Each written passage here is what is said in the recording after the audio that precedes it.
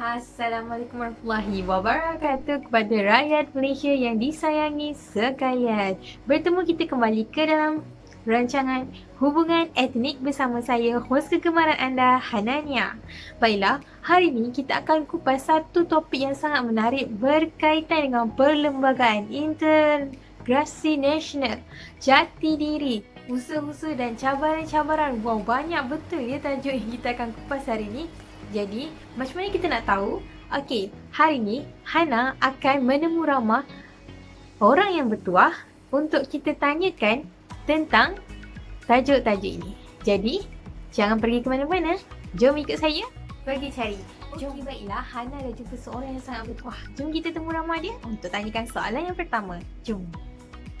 Apakah maksud perlembagaan? Okey, baik, terima kasih kepada saudari yang bertanya. Okey, baiklah.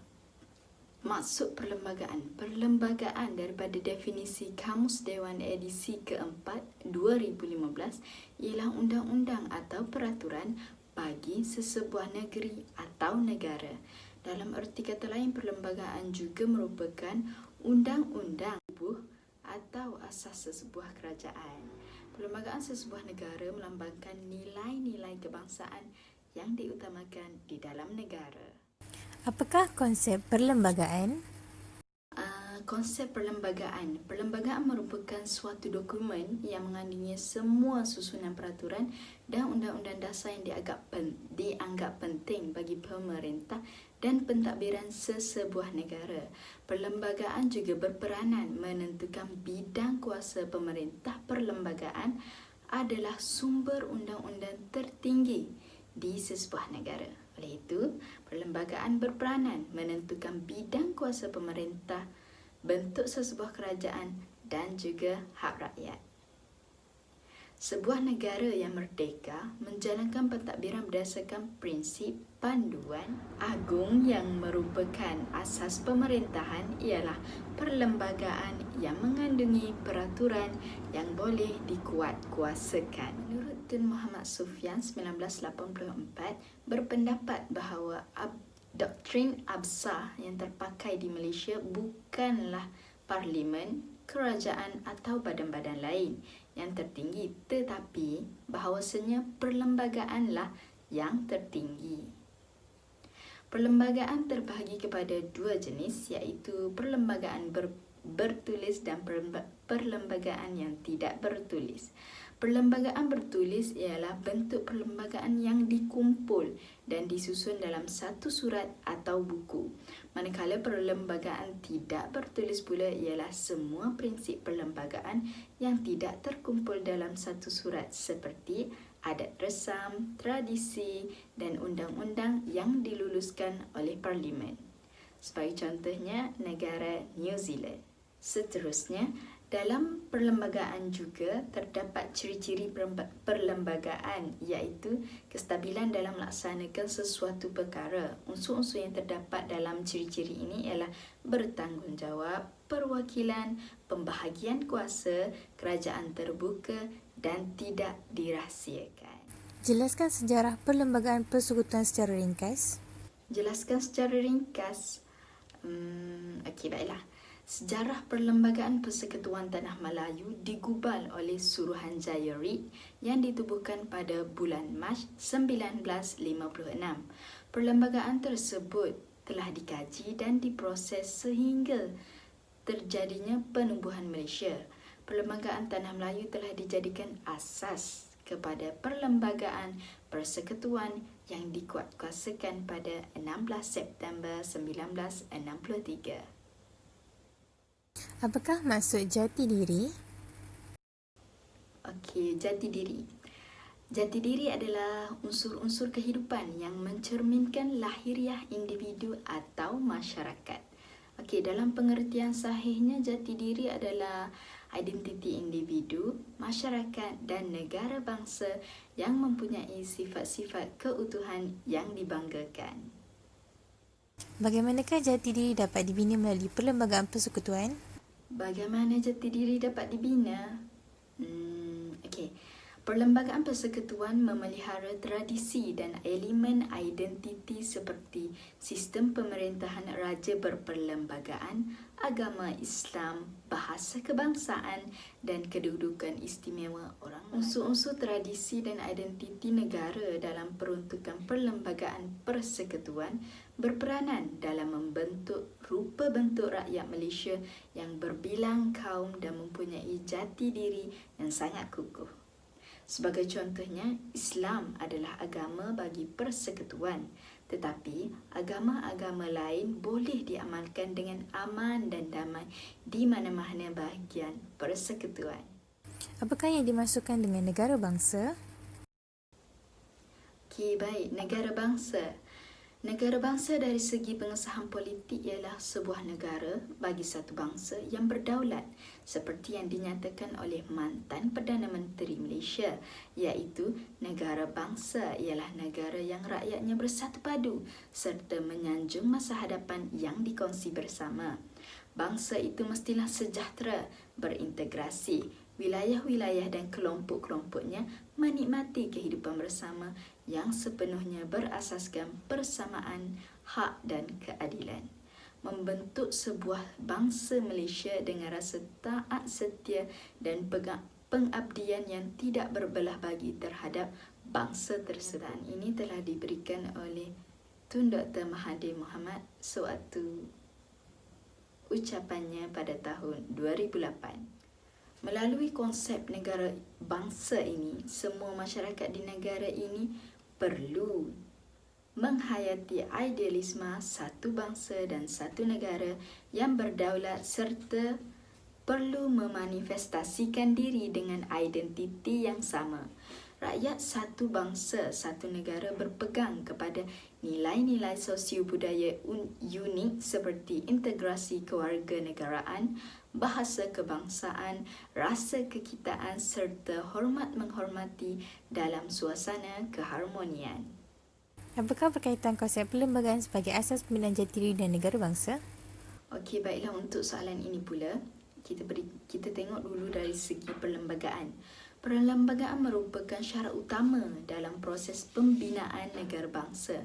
Sebuah negara bangsa perlu ada perlembagaan yang luhur dan tinggi kedudukannya. Perkaitan antara konsep perlembagaan sebagai asas pembinaan jati diri negara bangsa dapat dilihat apabila terdapat peruntukan dalam perlembagaan persekutuan yang menyatakan bahawa tidak boleh ada diskriminasi terhadap mana-mana warga negara berdasarkan agama, kaum, keturunan atau tempat lahir. Peruntukan dalam perlembagaan ini menjadikan masyarakat bersatu padu dan saling menghormati. Perkara ini sekaligus menjurus ke arah pembentukan negara bangsa membentuk masyarakat yang mengamalkan konsep penerimaan walaupun berbeza kaum, agama dan juga etnik. Selain itu, peruntukan dalam perlembagaan persekutuan yang menjelaskan bahawa bahasa Melayu sebagai bahasa kebangsaan dalam perkara 152. Perkara ini boleh dikaitkan dengan ciri negara bangsa iaitu masyarakat berkongsi identiti yang membentuk negara bangsa yang masyarakatnya berkomunikasi menggunakan bahasa Melayu walaupun berbeza bahasa ibunda daripada pelbagai bahasa ibunda, tetapi masih menggunakan bahasa kebangsaan yang sama dan boleh membentuk jati diri sebagai satu negara bangsa. Wow, info yang sangat padat ya semua. Okey, baiklah. Sekarang kita akan cari orang yang kedua untuk kita tanyakan tentang integrasi nasional serta usaha-usaha dalam integrasi nasional ini. Jom. Nama saya Hanania. Saya berumur 31 tahun dan saya merupakan seorang guru sejarah. Apakah maksud integrasi nasional? Malaysia merupakan sebuah negara yang mempunyai pelbagai kaum, agama dan juga budaya yang berbeza. Ini menjadikan Malaysia sebuah negara yang sangat unik kerana kepelbagaian yang dimiliki. Tambahan lagi, Malaysia juga telah mencapai kemerdekaan bersama kaum-kaum yang lain dengan harmoni. Jadi kerajaan ingin memperkukuh dan memperkuatkan lagi hubungan sesama kaum ini dengan memperkenalkan satu mekanisme yang dikenali sebagai integrasi nasional. Baiklah, saya akan menerangkan tentang definisi integrasi nasional. Terlebih dahulu saya akan menerangkan maksud integrasi. Okey, integrasi ialah penggabungan atau penggabungan dua atau lebih kaum menjadi satu kesatuan. Manakala integrasi nasional merupakan satu proses menyatu padukan pelbagai etnik yang terdapat dalam masyarakat Malaysia melalui pengenalan atau kewujudan satu identiti yang sama. Dalam konteks masyarakat Malaysia pada hari ini, pihak kerajaan amat menitik beratkan kesefahaman dan juga perpaduan sesama kaum di Malaysia. Integrasi nasional juga dikenali sebagai usaha untuk memupuk kesefahaman dan juga perpaduan pelbagai kaum. Ini kerana sesebuah negara takkan capai kemajuan jika rakyatnya berpecah. Seperti contohnya berkaitan dengan masalah politik, berkaitan dengan kerjasama yang menyebabkan kemajuan sesebuah negara itu terbantut. Jadi, sesebuah negara ini mestilah maju tanpa masalah yang berlaku kepada rakyat ataupun negara yang mengekang kemajuan tersebut. Sebenarnya, integrasi nasional ini telah lama diperkenalkan, namun pada tahun 2006, kerajaan telah memperkenalkan satu pelan tindakan perpaduan dan integrasi nasional bagi mengukuhkan persefahaman dan juga perpaduan di Malaysia. Okey, jadi pelan ini telah berlangsung selama 5 tahun bermula 2006 sehingga 2010. Pelan tindakan ini telah mengenal pasti beberapa masalah yang berlaku di Malaysia dan juga selama tempoh 5 tahun tersebut telah mencari cara untuk mengatasi masalah-masalah ini. Jadi dapat saya nyatakan dekat sini bahawa integrasi nasional ini merupakan satu perkara asas yang membantu kepada kemajuan, iaitu untuk mencapai kesefahaman dan juga perpaduan di Malaysia. Umum kita mengetahui bahawa wawasan 2020 ini merupakan status untuk mencapai satu status negara maju dan juga perpaduan serta integrasi lah yang menjadi tulang belakang kepada tercapainya impian ini. Jadi saya dapat terangkan secara keseluruhan bahawa integrasi nasional ini merupakan sesuatu perkara yang amat penting dan mestilah diaplikasikan kerana mempunyai pengaruh yang sangat besar bagi sebuah negara, terutama sekali negara yang mempunyai rakyat yang pelbagai kaum, budaya dan juga kepercayaan yang hendak diamalkan seperti di Malaysia. Jadi saya nak terangkan kat sini bahawa integrasi nasional ini merupakan usaha-usaha untuk memupuk kesefahaman di Malaysia dan juga mencapai status negara maju. Usaha-usaha ke arah integrasi nasional. Baiklah, terdapat banyak usaha yang boleh dilakukan ke arah integrasi nasional ini. Antaranya ialah peranan masyarakat. Apa yang boleh dilakukan oleh masyarakat? Yang pertama ialah berbanggalah dengan negara sendiri.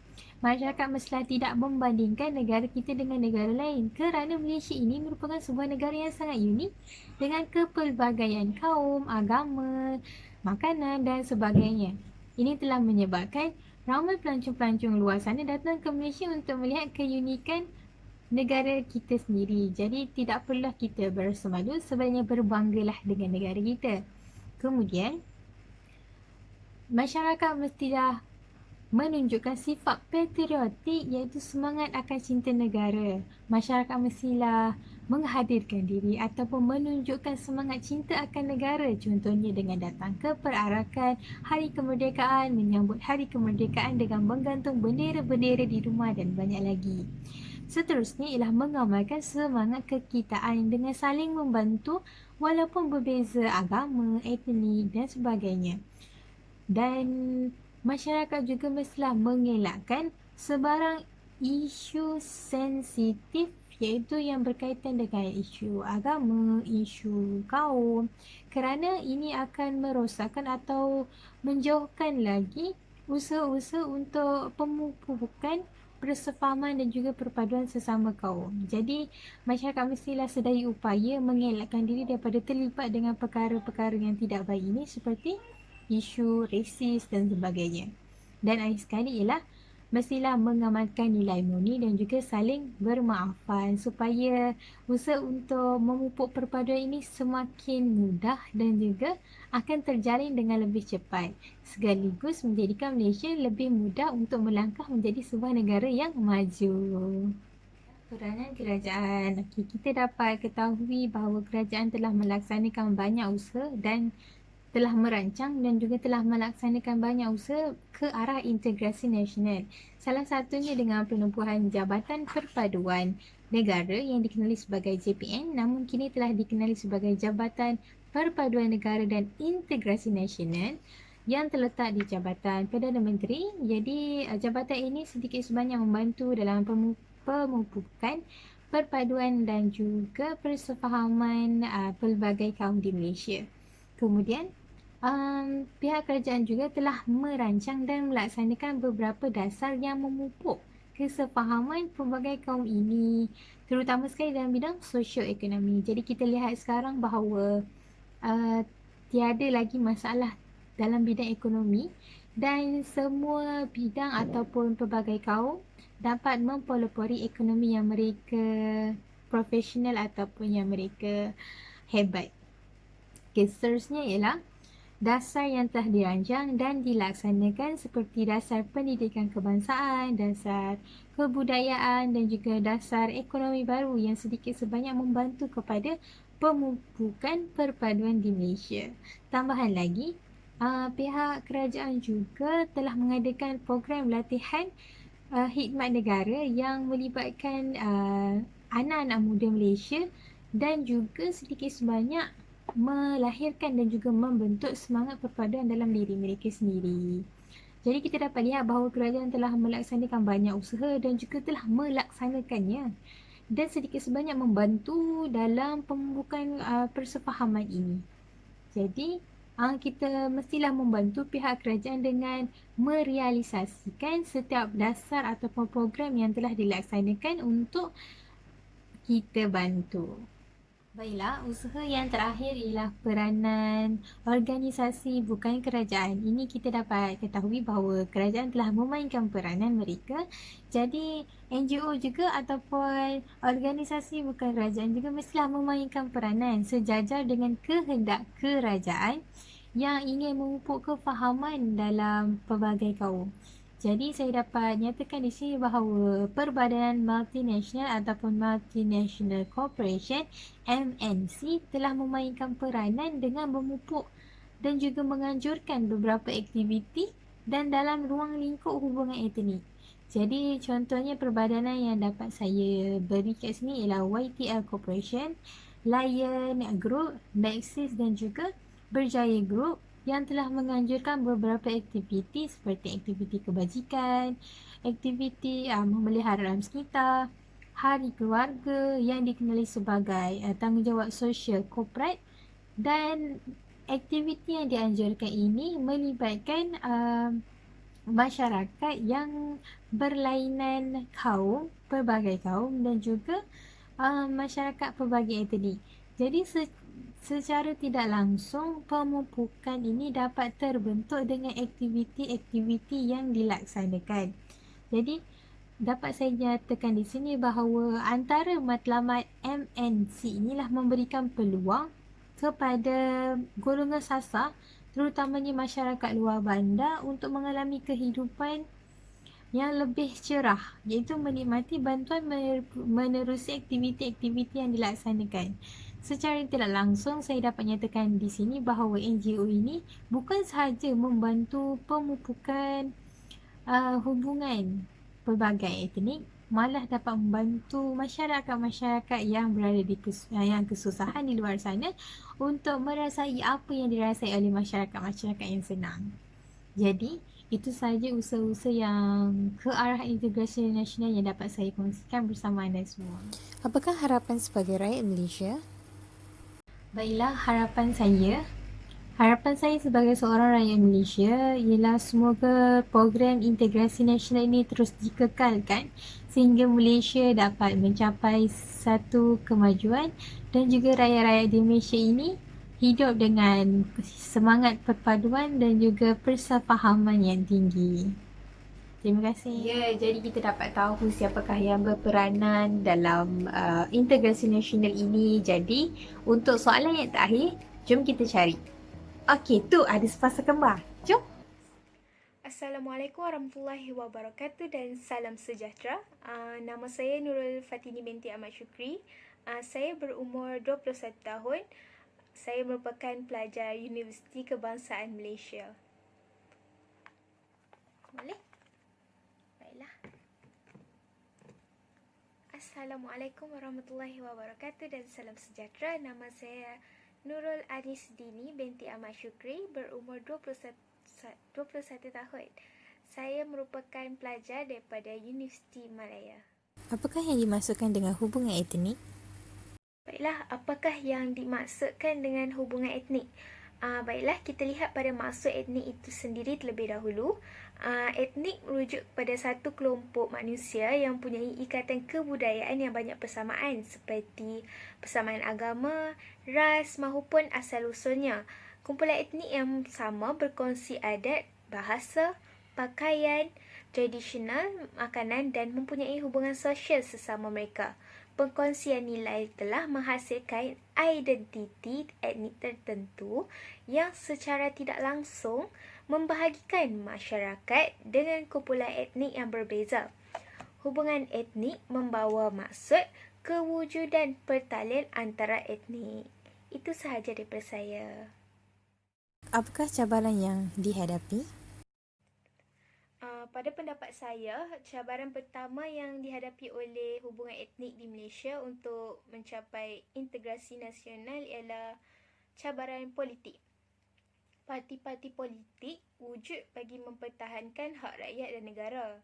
Cabaran politik timbul kerana setiap kaum diwakili oleh parti politik sendiri yang bertujuan untuk memelihara kaum dan menyuarakan pendapat mereka.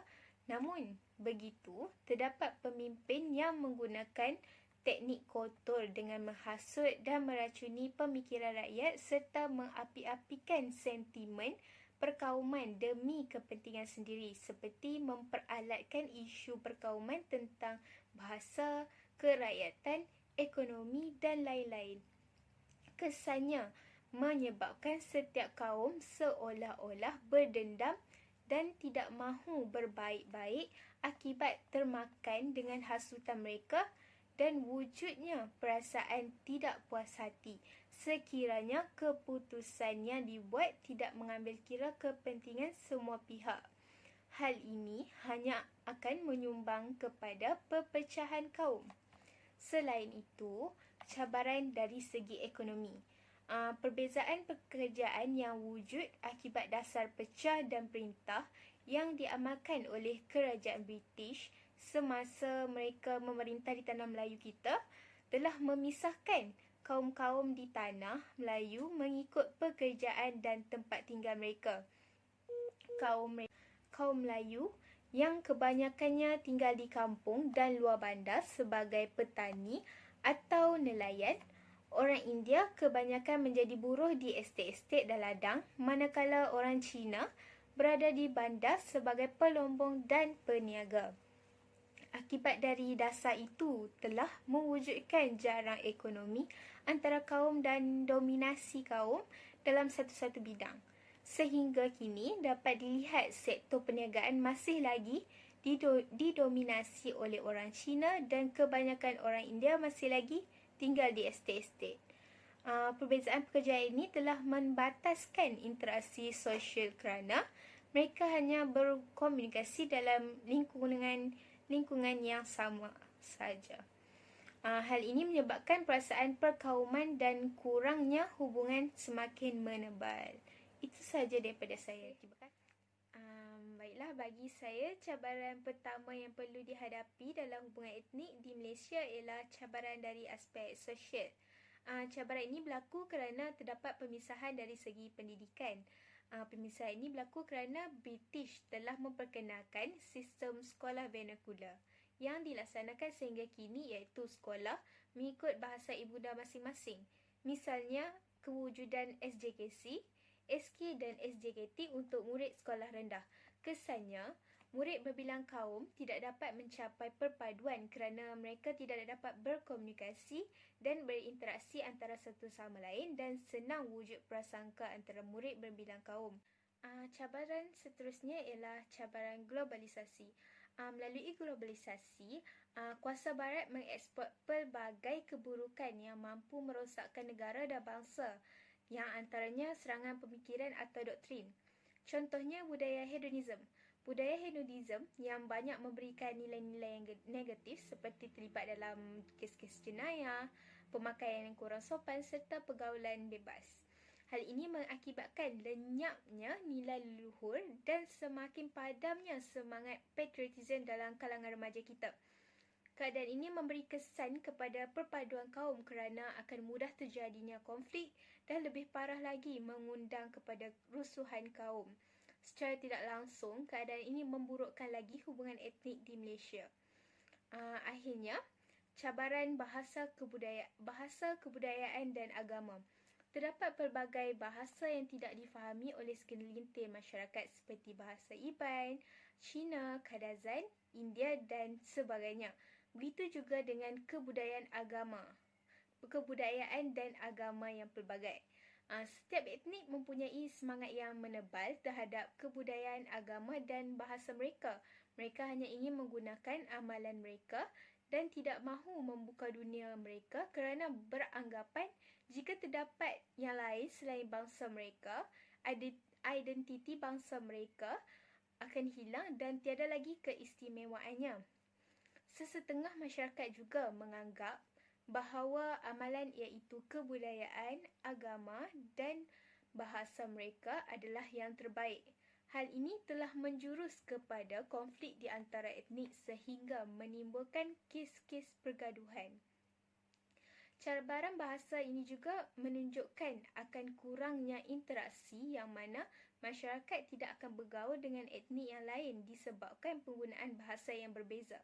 Perkara ini juga akan menyebabkan tercetusnya proses mempertahankan hak bahasa, agama dan kebudayaan kaum masing-masing sehingga menyebabkan hubungan kaum rosak kerana masing-masing mahu menjuarai perjuangan mereka. Wow, banyak betul maklumat yang kita dapat tentang cabaran hubungan etnik ini ya.